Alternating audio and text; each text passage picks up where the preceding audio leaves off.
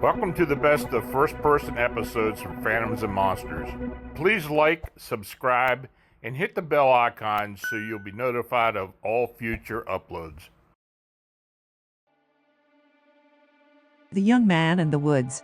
When I was 10 years old, my grandmother started to recall stories about a special friend by the name of Percy, who she had when she was a girl. My grandmother lived in the same house since she was born, a huge old Antebellum-era house just outside of Elba, Alabama. Apparently, Percy was a young adult, and she was 10 years old when she met him. She would sometimes see him on the edge of the woods not far from the house, and when she would tell her family to look, they would see nothing. After a while, people started to think she was crazy, saying it's just your imagination.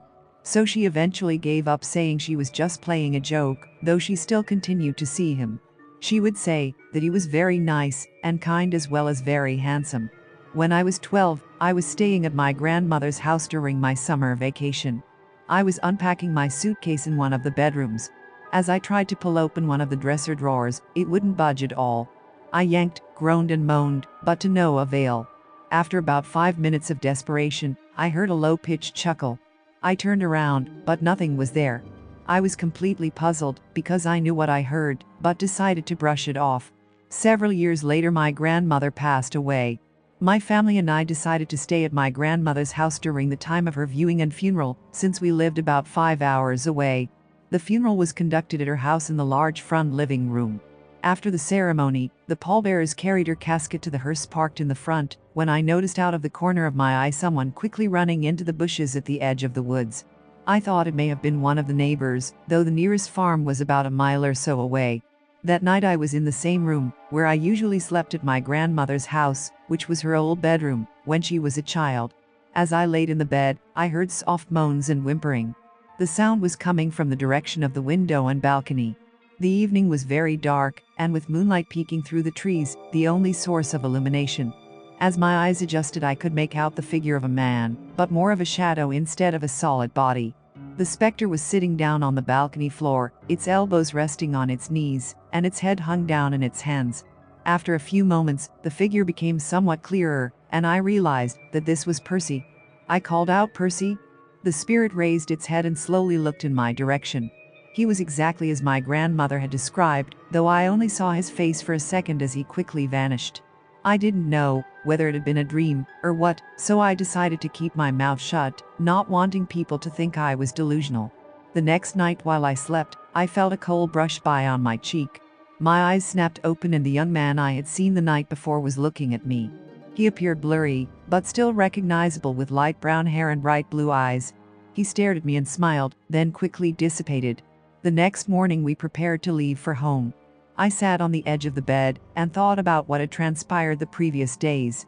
A few minutes later, we were in the car ready to pull away, when I decided to look out the side window towards the woods. There he stood, arms by his side, but staring directly at me. He quickly turned and vanished into the bushes. I just knew I would never see him again. I later found out that Percy was the son of a wealthy landowner who built and lived in my grandmother's house in the 1850s.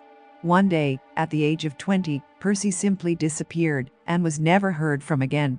There had been a rumor that he was killed by a slave who worked on a nearby plantation, but a body was never recovered. That was 15 years ago, but I still see Percy in my mind's eye. I was able to talk to the current owner of the house recently, who says they occasionally hear someone talking softly on moonlit nights. I have little doubt that Percy is still at home. Michelle.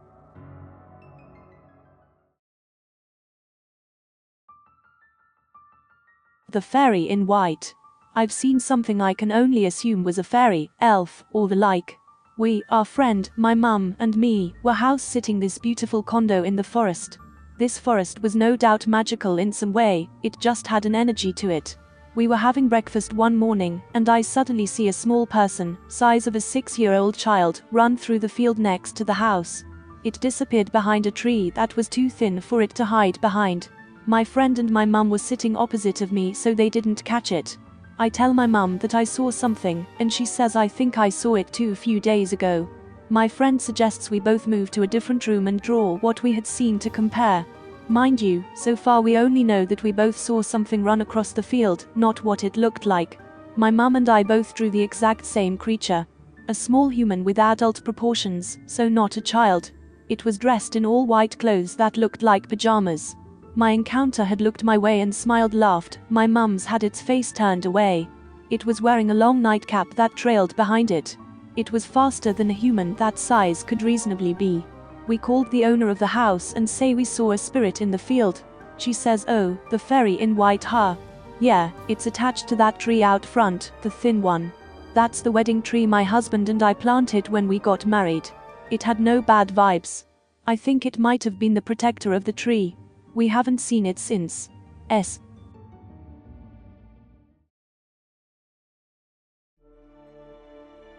Living with Fae in Northern California. I'm Costa Rican, and this little people folklore is heavily instilled in children, so they don't go running off to become a duende with the forest folk. The last time I visited the country, I was sleeping on the floor, and was awoken calmly in the middle of the night. At the end of the bed, there was this shadow figure, 2 foot, stocky, and robust, just watching me sleep. I didn't feel disturbed or even offended. I felt well guarded and watched over, so I went back to sleep without a second thought. I even invited the duende to stay as long as they'd like. When I later awoke, my dad told me, who was sleeping in the living room, that he was woken up in the middle of the night, and the back patio door, in his field of vision from couch, had opened slowly during the middle of the night, and he heard something come in. Emotionally, he responded the same way, and just went back to sleep, as if the creature had a connection, a relationship, or responsibility to be there. At a heart-based level, neither one of us questioned why or how it was there. Later in the trip we walked around the rainforest, and I swore a fae had called to me telepathically. I turned to look and my eyes were drawn to a tree. It had a hole on a stump, and very obviously looked like a den. There were grass strands right in front of it fluttering, yet no wind. I knew it was the fae, and I came up right to its door, said hello and thank you, then went on my way. This was 5 years ago. Fast forward to this year 2020. I live in Northern California, Chico. My apartment is infested with fae. It was previously rented by older women who had passed away. They fed the alley cats, and would always have them over. It held that aura once I moved in. I tried cleansing it, but lo and behold, those spirits were strong, and in love with the home, so we lived mutually. In my shower, I constantly saw fluttering lights, dancing around with me.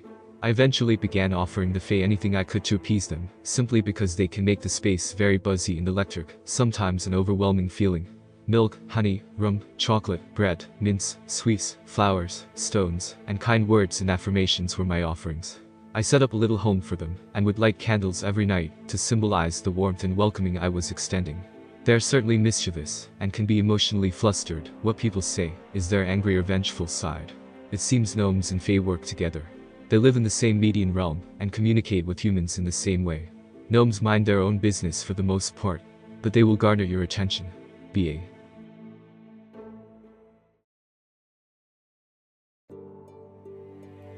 Was the Black-Eyed Kid Actually Fae? I'm telling this story for the first time. The only other people who know about this are my immediate family members. I know it sounds completely fabricated, and I have no way to prove any of it. But it happened. I'll do my best. I'm originally from Ireland. I moved to the States roughly 20 years back. This story takes place in County Clare, Ireland, when I was about 15 years old. One afternoon I was walking through the woods near my home. I was alone. I was alone in my youth, and I would often stroll the woods until I found a tree to sit beneath and write. Writing has always been my hobby. My point is that I was very familiar with these woods. I felt safe there. On this particular day I was walking a path to a specific tree that was my favorite to sit beneath. The sounds of the woods were all around me. There was a gentle breeze, and while I couldn't see the birds I could hear them. It was comforting. And then it all stopped. Everything became unnaturally still. The air was still, the birds stopped twittering, I no longer heard a single thing. I had never experienced this before. It was as if I had suddenly become deaf. There was just nothing. No sound, no movement, no breeze. At this point I had started to become anxious. I wasn't yet afraid, but I started home anyway. The feeling in the woods was not what I was used to. I was no longer comforted, so I decided to go home. It was then that I saw movement from the corner of my eye. Nothing I could pinpoint, but a dark shape that was just there. And then it wasn't. Everything else was still that eerie calm. I started to walk faster, and then the black shape again. This time on my other side. Now I was afraid. I began to run. I still heard nothing, but I was sure something was chasing me. When I reached my home I ran inside and slammed the door, fully expecting my mum to yell at me for slamming. But she wasn't there. In fact, nobody was home. That was a bit odd, but not unheard of. Finally gaining some sanity, I decided I needed tea. Now. So I began to boil the water for tea. And then there was a knock at the door. I jumped. My heart rose to my throat. Nobody knocked in these parts. It was a small village, where everyone knew everyone else. Everyone was family. There was no knocking. There was a friendly oi there, and then people came in, so a knock was strange. I crept over to the glass in the door and peeked out. I noticed two things right away that terrified and confused me. The first was a child. A girl of maybe 10 or 12, looking not at me, but at her feet. The second thing scared me to my toes. It was getting dark. How was that possible? I had left to go on my walk in midday. The sun had been fully out, and I had been gone no longer than 40 minutes. How then was it dark? I looked at the clock. It was almost 7. How had I misplaced 5 hours? The knock came again, and I jumped again. I didn't open the door. I called out, "Oi there. Can I help you?" The girl didn't look up. She said, "I need to come in. Please let me in." She had no accent. She wasn't Irish. There was no lilt to her voice. She sounded American. I called out again, "I can't let you in. But I'll ring someone if you need help." The child still didn't look up. She said, "No, that won't work. I need to come in." At this point I had had enough of the strange, scary child. She was freaking me out. I wanted my mum. I wanted my dad. I wanted to know where 5 hours of my life had gone, and I was so frightened at this point that not even tea was going to help. So I did what any teenage girl would do when faced with a situation such as this. I screamed and ran to my bed, covered myself with my blanket and waited for my mum to come home. This was pre-cellular phones, and I was not going to risk going to the kitchen to phone someone. Plus I had no idea who I would call. The girl was still knocking on the door, but she never moved to a window or to the back door. She stayed at the front door. After a while I got my nerve up to go check again.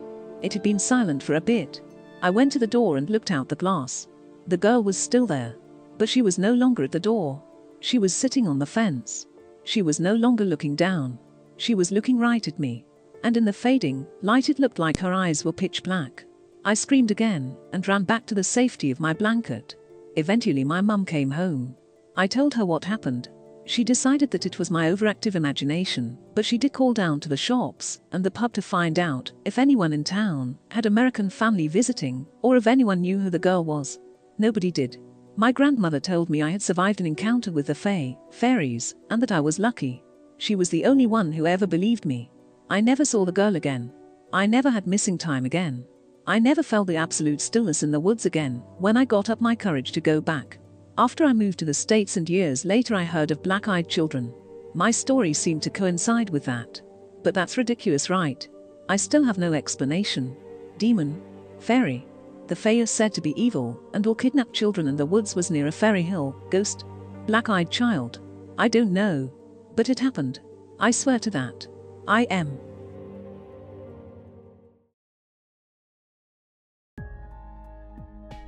Ghost, Goblin, Duende. When I was younger I saw something in an older house in Midtown Sacramento, California, that I still can't explain. This house belonged to the couple who would babysit me when my mom would have to work a closing shift at the diner she worked at. Most visits to the babysitters were unremarkable.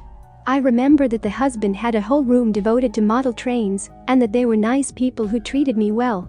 I never minded having to go over there. Usually, my mom would show up pretty late at night to come pick me up. So the female babysitter would put me to sleep on some cushions on the floor of the living room, and she'd fall asleep on the couch right above me. This particular night, I couldn't fall asleep. This is still fairly common for me. I don't fall asleep easily in silence and darkness, and was just kind of lying there and staring at the wall in the dark. Along this wall, there was a table or a desk of some sort, I remember. So I was staring at this general spot, not sleeping, when I see this grayish humanoid shape kind of glider slide out from under the table and stand before me.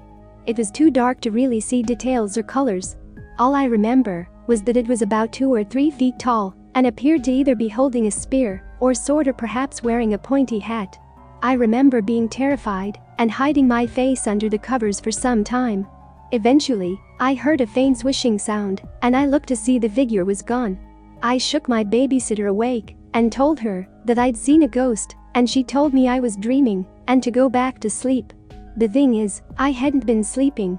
To this day, I have no idea what I saw. In Sacramento, I have heard stories of creatures called duendes, but most sightings are dismissed as opossums, which makes sense. Anyone else ever see anything like this, or have heard of anything like this? What did I see that night? Ghost, goblin, duende? A possum with a spear? SK.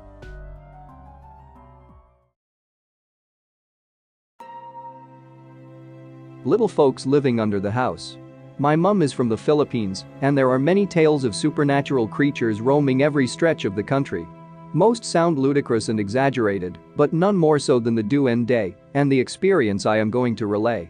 My grandmother kept some chickens and dogs who roamed the grounds, including a pair of turkeys who would wander underneath the house and freak me out as a child. One day when I was still small enough to walk underneath the house dodging cobwebs and such, I came across some tall thickly painted red crosses on the stilts and by the high walls surrounding one side of the house. Having never noticed this before, I asked my mum about it, who proceeded to tell me what they were about. To set the scene, it is important to know details about my mum's family home in the farming provincial area of North Philippines. My grandparents were rice farmers and my mum and 3 of her siblings lived in the house with them, either studying at university or working in the nearby city in finance.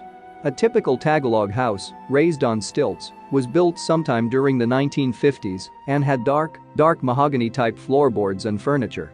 The floor where the dining room crosses into the kitchen, however, is made from bamboo and is springy when walked across.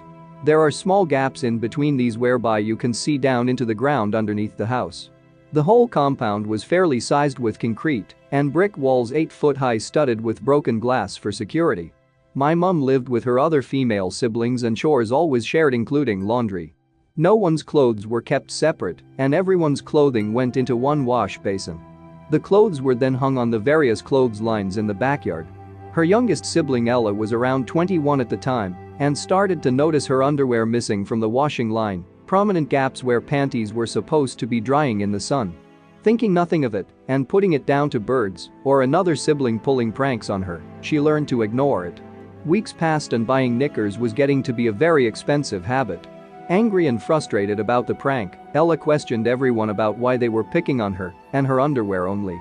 No one owned up to stealing her panties, with everyone absolutely firm and adamant that it wasn't them, and retorts of why on earth would we do that? Ella grew less angry and just remained frustrated at why it was only her underwear missing from a line of 6 other people. The maids were questioned, and again, firm shakes of heads followed. There was absolutely no reason for the stealing. The knickers were not expensive and, dare I say it, some full of holes. There was completely no reason as to why they were being taken, and of course to where and for what purpose. The washing was monitored for signs of animals or birds stealing them, and nothing noted. If it was an animal, it would be very clever for them to only know to steal from one particular person. After so many weeks of this happening, my grandfather, having had enough of the whole situation, called a local manguhula, or psychic, to take a look at the house and investigate who or what might be causing the distress. The manguhula took a walk around the compound and immediately picked up that my family weren't the only ones living at that residence.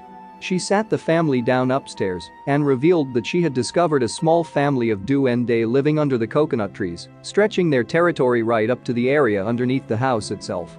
Everyone was shocked and slightly bewildered as no one was particularly superstitious. Yes, they had all heard about the little folk as folklore, but never had any connection with them. She mentioned that the duende were usually tree-living beings, and because they were invisible to people with their third eye closed, only certain people could pick up on their existence. Third eye being the psychic or sixth sense that allows people to see through the veil of our normal world and into another crossover. It is customary in Filipino culture to always say "excuse me" when walking under trees or in long grass to avoid stepping on the creatures. If you do not, the duende can cast revenge, either making you sick or injured shortly after. There are both good and bad, trickster and malicious duende. The manguhula was able to see that the culprit of Ella's panty stealing was a duende of that family living there. She was able to attest to the reason why as well. You see, that particular duende had a huge crush on Ella and would steal her panties, probably to become noticed or for other unmentionable means. Ella and the family were then led under the house, whereby every single pair of missing panties were found, tightly and nearly folded and stuffed into cracks underneath the house.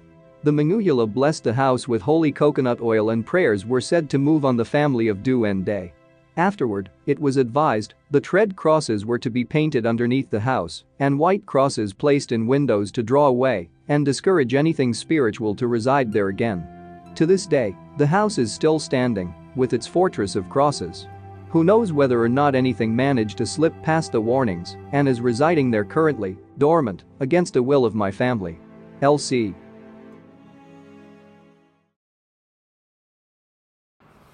This is Lon Strickler. If you like this program, it would help us if you would give it a thumbs up. Then subscribe and click the bell icon so you get notification when we upload new first-person encounters. We have many more to come very soon. And by the way, if you have a suggestion or an experience of your own, please leave a comment.